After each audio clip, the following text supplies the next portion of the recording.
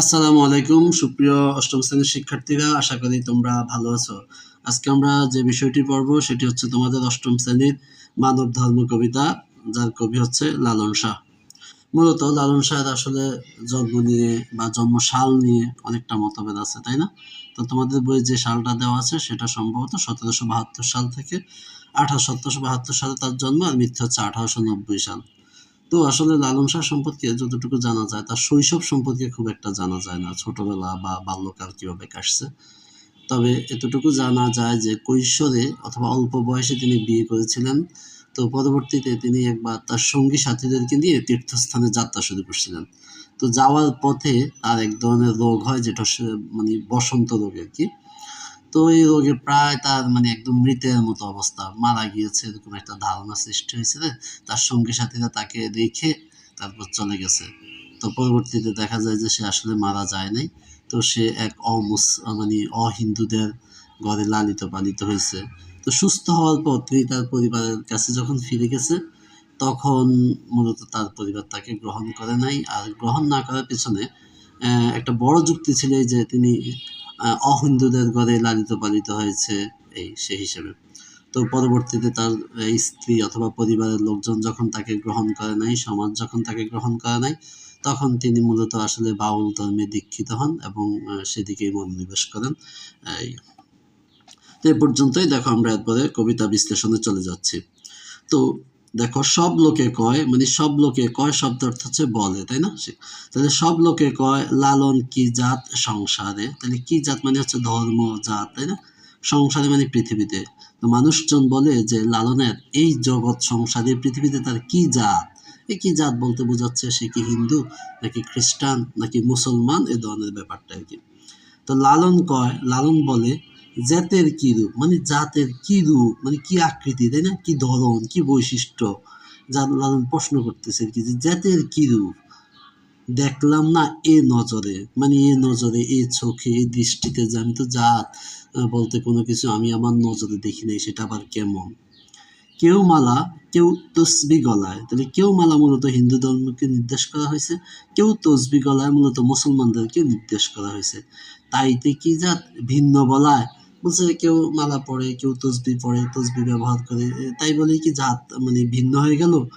যাওয়া কিংবা আসার বেলা, এই যাওয়া মানে হচ্ছে মানুষ যখন দুনিয়া ছেড়ে চলে যায় তখন মৃত্যুর সময়, কিংবা আসার বেলায় অর্থাৎ মানুষ যখন জন্মগ্রহণ করে ভূমিষ্ঠ হয় সে কথাটাই বলছে।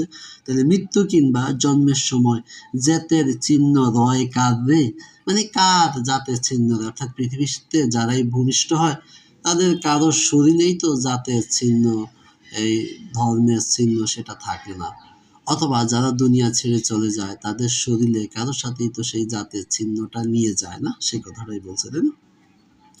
তো দেখো এরপরে কি বলছে, গড়তে গেলে কুফ জল কয়। আচ্ছা দেখো, পানি যেটাকে আমরা বলি, পানি যেটাকে জল বলে, তাই না? তাহলে সেই পানি যখন গড়তে যায় তখন সেটাকে কি বলে? কূপ জল কয়। গঙ্গায় গেলে গঙ্গা জল হয়, গঙ্গা মানে হচ্ছে নদী, তাই না? আচ্ছা, তাহলে গঙ্গায় গেলে সেটাকে কি বল? গঙ্গা জল হয়। তোমরা দেখো, মানে পানিটাই, তাই না? যখন গর্তে থাকে তখন সেটাকে, বা কূপে থাকে কূপ জল, আবার গঙ্গায় যখন চলে যায় গঙ্গায় তখন গঙ্গা জল বলে। মূলে এক জল সে যে ভিন্ন নয়, আসলে পানি কি ভিন্ন? পানি তো একই পানি। তুমি আজকে এটাকে গ্লাসে রাখো, সেটা বলবো যে গ্লাসের পানি। তুমি এটাকে মগে, মনে করো এটাকে কাপে রাখো, বলবা কাপের পানি, তাই না? তুমি সেটাকে গর্তে রাখো, বলবে যে গর্তের পানি। নদীতে রাখো, তো পদ্মায় রাখলে বলবা পদ্মার পানি, এ ধরনের আর কি। তাহলে মূল এক জল সে যে ভিন্ন নয়, তাহলে পানি তো একই, এটা তো ভিন্ন নয়। তাহলে আমরা কেন ভিন্ন হয়েছিলাম?